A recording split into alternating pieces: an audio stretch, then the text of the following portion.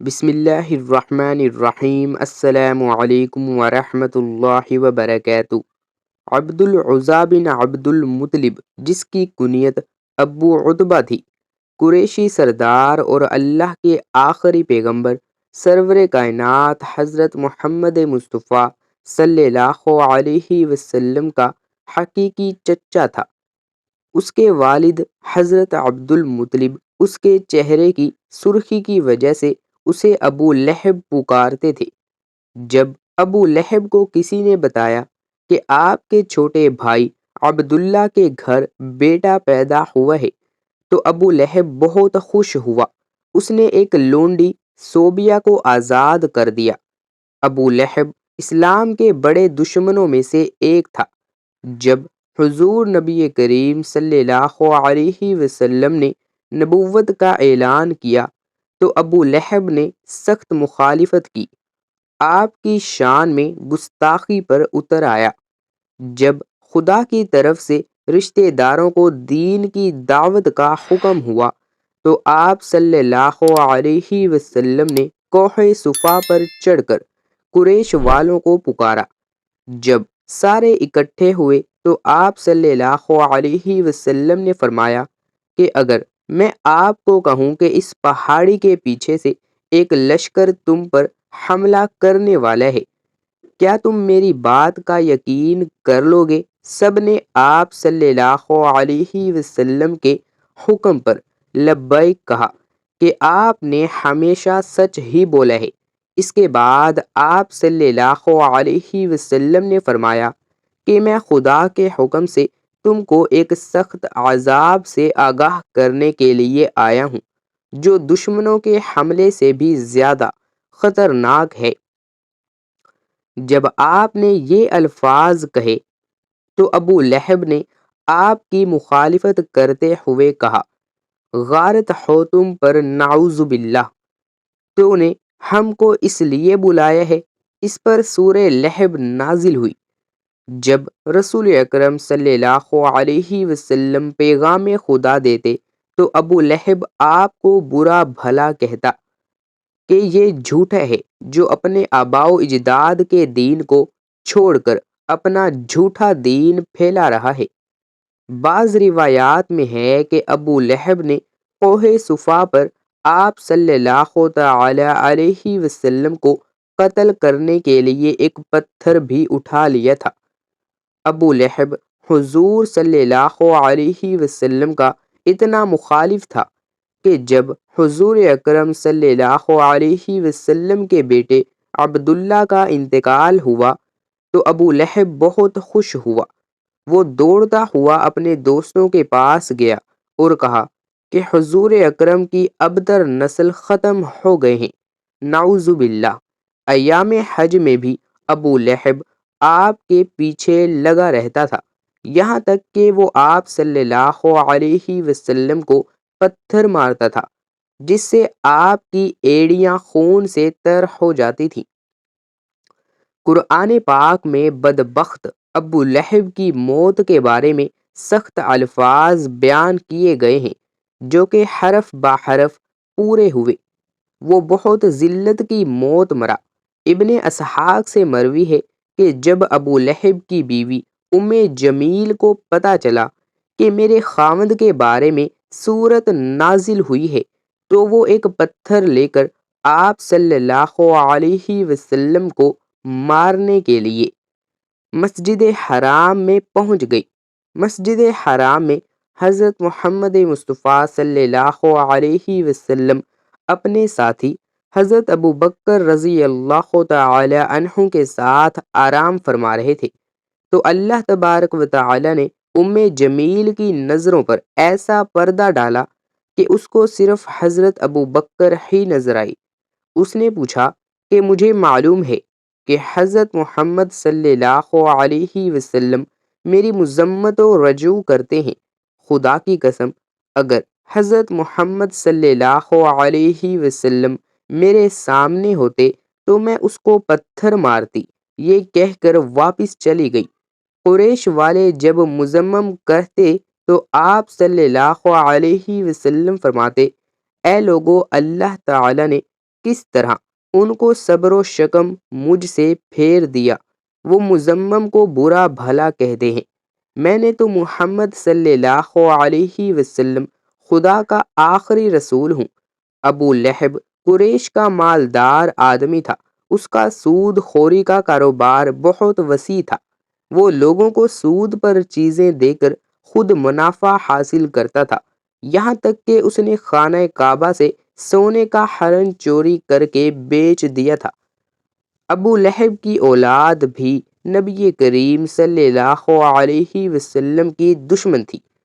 ابن عساکر اور ابن اسحاق لکھتے ہیں کہ ایک دن ابو لہب کے بیٹے عتبہ نے یہ ٹھان لیا کہ وہ محمد صلی اللہ علیہ وسلم کے پاس جا کر ان کے رب کے بارے میں بری باتیں کہہ کر ان کو اذیت پہنچائے گا۔ عتبہ بدبخت نبی کریم کے پاس آیا اور بہت سخت کلامی کی، اور سب سے بڑا جرم یہ کیا کہ چہر انور کی طرف تھوکا، نعوذ باللہ، مگر وہ ناپاک تھوک وجہ اطہر پہ گرنے کی بجائے دور جا گرا۔ اس کی گستاخی پر حضور نے دعا مانگی، اے اللہ اس پر اپنے کتوں میں سے کسی کتے کو مسلط کر دے۔ عتیبہ اپنے خیال میں بڑا کارنامہ سر انجام دے کر اپنے باپ کے پاس آ گیا۔ ابو لہب نے پوچھا، پیارے بیٹے تو نے اسے کیا کہا؟ اس نے بتایا کہ میں نے یہ اور یہ کہا۔ اس نے پوچھا، اس پر محمد نے کیا کہا؟ عتیبہ نے بتایا کہ اس نے یہ بد دعا دی ہے۔ یہ سنتے ہی ابو لہب کا رنگ سرخ ہو گیا، کیونکہ وہ جانتا تھا کہ محمد صلی اللہ علیہ وسلم کی کوئی بھی دعا ایسی نہیں جو قبول نہ ہو۔ اب وہ پل پل اپنے بیٹے کا خیال رکھتا۔ ابو لہب ایک دفعہ ایک قافلے کے ساتھ شام روانہ ہوا اور راستے میں ایک جنگل میں انہیں پڑاؤ کرنا پڑا۔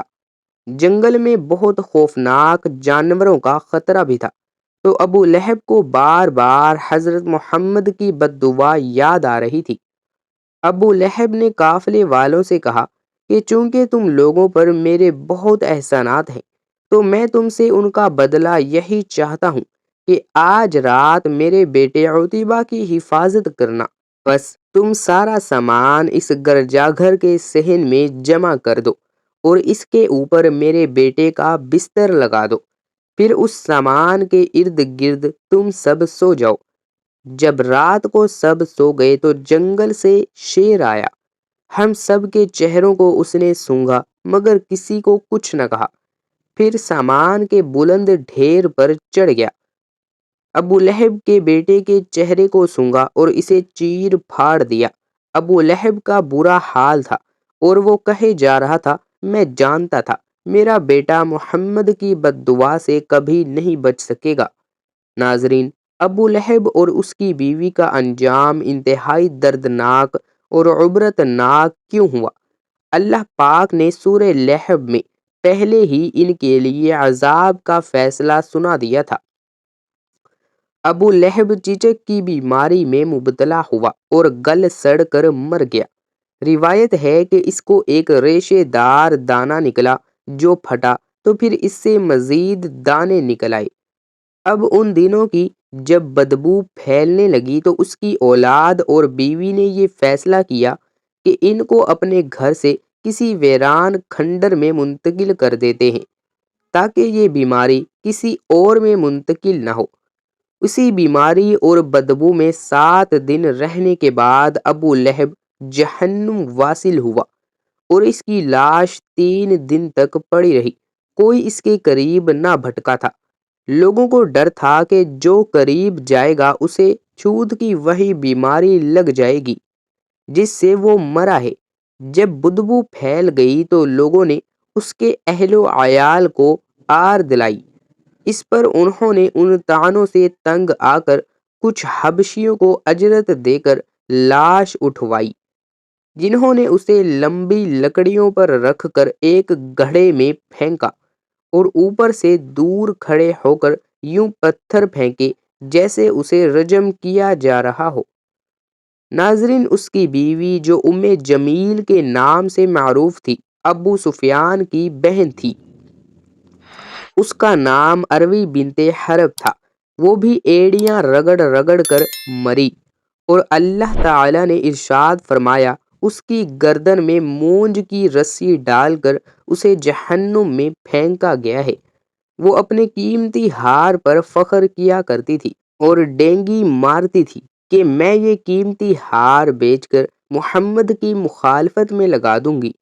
اللہ تعالی نے اسی گردن میں وہ توق ڈالا جس سے شیطان بھی پناہ مانگتا ہوگا۔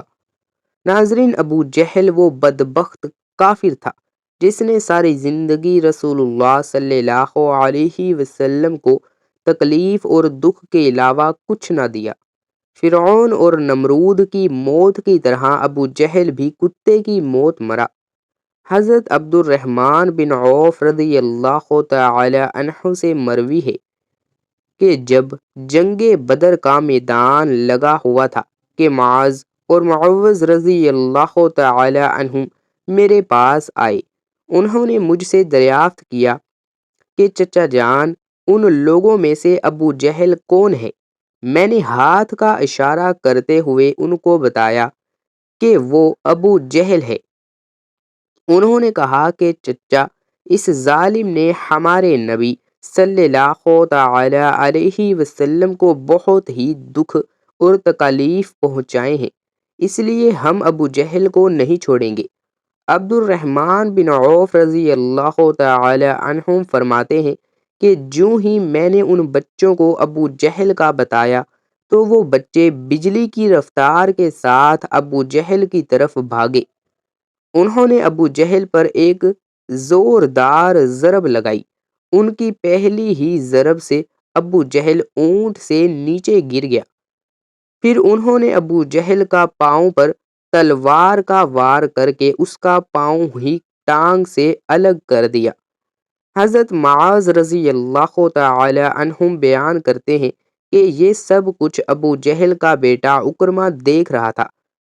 عکرمہ نے وار کر کے میرے بازو کو کاٹ دیا۔ میرا بازو کندھے سے لٹک رہا تھا، پھر میں لٹکتے ہوئے بازو کے ساتھ بھی بڑی تیزی کے ساتھ لڑ رہا تھا۔ جب بازو نے مجھے بہت ہی زیادہ تنگ کرنا شروع کر دیا تو میں نے بازو کو اپنے پاؤں کے نیچے رکھا اور زور لگا کر بازو کو اپنے تن سے جدا کر دیا۔ حضرت معاذ رضی اللہ تعالی عنہم سے مروی ہے کہ میں نے موقع پا کر ابو جہل پر پھر وار کیا، جس سے ابو جہل کے جسم سے خون کے فوارے جاری ہو گئے۔ ابو جہل کو موت کی گھاٹ اتار کر یہ دونوں بچے رسول اللہ صلی اللہ علیہ وسلم کے پاس جا کر عرض کرنے لگے، یا رسول اللہ صلی اللہ علیہ وسلم، ہم ظالم ابو جہل کو قتل کرائے ہیں۔ تبری بیان کیا گیا ہے کہ ابو جہل ابھی قتل نہیں ہوا تھا بلکہ وہ درد سے چلا رہا تھا، تڑپ تڑپ کر درد سے چلاتے ہوئے موت کا انتظار کر رہا تھا۔ جب جنگ بدر ختم ہوئی تو رسول اللہ صلی اللہ علیہ وسلم نے تمام صحابہ اکرام رضوان اللہ تعالی علیہم اجمعین کو حکم جاری کیا کہ ابو جہل کو تلاش کیا جائے۔ سب صحابہ اکرام رضوان اللہ تعالی علیہم اجمعین ابو جہل کی تلاش میں مگن ہو گئی۔ حضرت عبداللہ بن مسعود رضی اللہ تعالی عنہ بھی ان میں شامل تھے۔ حضرت محمد مصطفیٰ صلی اللہ تعالی علیہ وآلہ وسلم نے تمام صحابہ اکرام رضوان اللہ تعالی علیہم اجمعین کو ابو جہل کی ایک نشانی بتائی تھی کہ ابو جہل کے گھٹنے پر نشان ہوگا۔ صحابہ اکرام رضی اللہ تعالی عنہم نے عرض کی، یا رسول اللہ، ابو جہل کے گھٹنے پر وہ نشان کس طرح آیا تھا؟ رسول اللہ صلی اللہ علیہ وسلم نے فرمایا، ایک دفعہ میں اور ابو جہل عبداللہ بن جدعان کے گھر دعوت میں شامل تھے۔ اس وقت تمہاری عمریں بہت ہی چھوٹی تھیں۔ ہم دونوں میں کسی بات کو لے کر لڑائی ہوئی۔ میں نے ابو جہل کو زور سے دھکا دیا تھا جس کی وجہ سے ابو جہل زمین پر گرا۔ ابو جہل کے گھٹنے پر گہرا زخم آ گیا۔ وہ زخم تو ٹھیک ہو گیا لیکن اس کا نشان آج بھی ہے۔ یہاں حضرت مسعود رضی اللہ تعالی عنہ فرماتے ہیں کہ میں میدان میں ہر لاش کو الٹا الٹا کر دیکھ رہا تھا کہ مجھے ایک جگہ پر ابو جہل زخمی حالت میں نظر آیا۔ میں اس کے پاس گیا تو میں نے دیکھا کہ وہ ابھی مرا نہیں تھا بلکہ زندگی کی آخری سانسیں لے رہا تھا۔ اس کے جسم سے خون کے فوارے ابھی بھی جاری تھے۔ پھر میں نے رسول اللہ صلی اللہ تعالی علیہ وسلم کی بتائی ہوئی نشانی کو دیکھا تو مجھے یقین ہو گیا کہ یہی ابو جہل ہے۔ میں نے اس کی گردن پر اپنا پاؤں رکھ کر اس کو زور سے گھسیٹا تو درد کے مارے اس کی چیخیں نکل پڑی۔ میں نے ابو جہل سے مخاطب ہو کر کہا کہ اے خدا کے دشمن، اللہ تبارک و تعالی نے تجھے کو ذلیل و خوار کر کے رکھ دیا ہے۔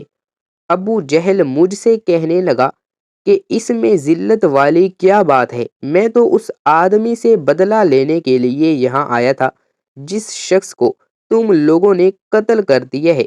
اس نے مجھ سے دریافت کیا کہ بتاؤ اس جنگ میں فتح کن کی ہوئی ہے؟ میں نے کہا کہ اس جنگ میں فتح اللہ تعالی کے سچے رسول حضرت محمد مصطفیٰ صلی اللہ تعالی علیہ وسلم کی ہوئی ہے۔ پھر اس نے کہا کہ اے ابن مسعود چرواہے، تو بہت ہی اونچی جگہ پہنچ گیا ہے۔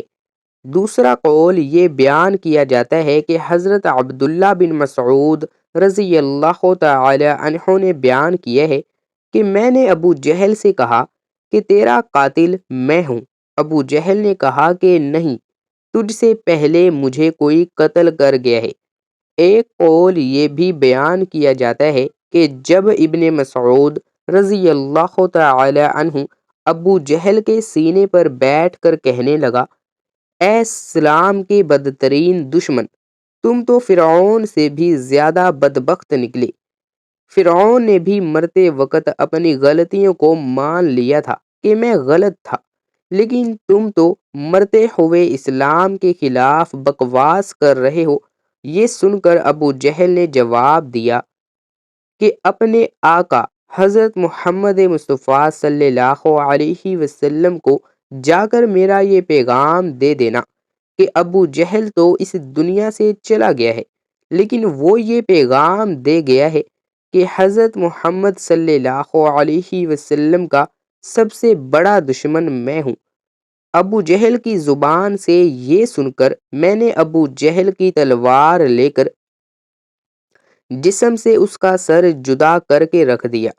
فرماتے ہیں کہ میں نے جسم سے سر کو جدا کر کے نبی کریم صلی اللہ علیہ وسلم کی بارگاہ میں ابو جہل کا سر پیش کرتے ہوئے عرض کی کہ یا رسول اللہ صلی اللہ تعالی علیہ وآلہ وسلم، یہ لو ابو جہل کا سر۔ رسول اللہ صلی اللہ علیہ وسلم نے فرمایا کہ قسم ہے اس ذات کی جس کے قبضے میں میری جان ہے، بے شک یہی ابو جہل کا سر ہے۔ پھر آپ صلی اللہ علیہ وسلم ابو جہل کے سر کے پاس کھڑے ہو کر فرمانے لگے، یہ کافر ابو جہل اس امت کا سب سے خطرناک اور ظالم فرعون ہے۔ ہر امت میں ایک فرعون ہوتا ہے، جبکہ میری امت کا فرعون ابو جہل تھا۔ اللہ تعالی کا لاکھ لاکھ شکر ہے کہ یہ بدبخت ہلاک ہو گیا ہے۔ روایات میں اس طرح بیان کیا گیا ہے کہ رسول اللہ صلی اللہ تعالی علیہ وسلم نے شکرانے کے نفل ادا کیے۔ رسول اللہ صلی اللہ تعالی علیہ وسلم کے فرمانے پر ابو جہل کی لاش، سر اور قریش کے 24 سرداروں کو ایک کنویں میں پھینک دیا گیا۔ اس کے بعد رسول اللہ صلی اللہ علیہ وسلم 3 دن میدان بدر میں رہے اور جاتے ہوئے اس کنویں پر بھی گئے تھے جہاں کفار مکہ کی لاشیں پھینکی گئی تھی۔ آقا کریم صلی اللہ تعالی علیہ وسلم نے کنویں پر کھڑے ہو کر قتل ہونے والوں کو یہ فرمایا کہ اے کنویں میں پھینکی گئی لاشوں، کیا تم نے اللہ تعالی کے وعدے کو پورا ہوتے ہوئے پا لیا ہے۔ اللہ تعالیٰ کا وعدہ سچ ثابت ہو گیا ہے۔ حضرت انس رضی اللہ تعالی عنہم سے مروی ہے کہ رسول اللہ صلی اللہ علیہ وسلم نے آدھی رات کے وقت ان تمام لاشوں کے نام لے کر فرمایا کہ اے ابو جہل بن حشام، اے عتبہ بن ربیعہ۔ اس طرح نبی کریم صلی اللہ علیہ وسلم نے سب کنویں میں پھینکی گئی لاشوں کے نام لیتے ہوئے فرمایا کہ کیا تم نے رب کائنات کا وعدہ پورا ہوتے ہوئے دیکھ لیا ہے؟ کیا تم نے اپنے خداؤں بتوں کا وعدہ سچ پایا؟ میرے خدا نے جو مجھ سے وعدہ کیا تھا وہ تو سچ ثابت ہو گیا ہے۔ اس پر صحابہ نے پوچھا، یا رسول اللہ صلی اللہ علیہ وسلم، آپ لاشوں سے باتیں کر رہے ہیں؟ تو حضور نبی کریم صلی اللہ علیہ وسلم نے فرمایا کہ جو باتیں میں ان سے کر رہا ہوں تم ان لاشوں سے زیادہ نہیں سنتے ہو، بس یہ لاشیں بول نہیں سکتی، سب کچھ سن رہی ہیں۔ امام طبری لکھتے ہیں کہ محمد بن اسحاق بیان کرتے ہیں کہ بعض علماء کرام نے یہ بات بیان کرتے ہوئے کہا ہے کہ تم لوگوں نے مجھ سے دشمنی کی، بلکہ دوسرے لوگوں نے مجھ سے دوستی کی۔ تم نے مجھ کو میرے ہی شہر سے نکال دیا، جبکہ دوسرے لوگوں نے مجھ کو اپنے شہر میں پناہ دی۔ تم لوگ مجھے جھوٹا کہتے رہے، دوسروں نے مجھے سچا اور آخری نبی کہا۔ تم لوگوں نے مجھ کو بے شمار تکالیفیں دی، لیکن دوسرے لوگ میری تمام پریشانیوں میں شریک رہے۔ اس کے بعد رسول اللہ صلی اللہ تعالی علیہ وآلہ وسلم نے فرمایا کہ میں نے تو اپنے رب کائنات کے وعدے کو سچ پایا ہے۔ ناظرین، اللہ تعالی ہم کو بھی اسلام پر چلنے کی توفیق عطا فرمائے اور ہمیں بھی نیک کاروں میں شامل فرما دے، آمین ثم آمین۔ ناظرین، کومنٹ باکس میں اللہ تعالی کے 99 ناموں میں سے ایک نام ثواب کی نیت سے ضرور ٹائپ کر دیجئے گا۔ چینل پر نئے ہیں تو چینل کو سبسکرائب کر دیں، بیل آئیکن کے بٹن کو ضرور دبا دیں تاکہ ہر آنے والی نئی اسلامک ویڈیو کا نوٹیفیکیشن آپ تک پہنچتا رہے۔ اس ویڈیو کو صدقہ جاریہ سمجھ کر ہو سکے تو زیادہ سے زیادہ شیئر ضرور کیجیے گا۔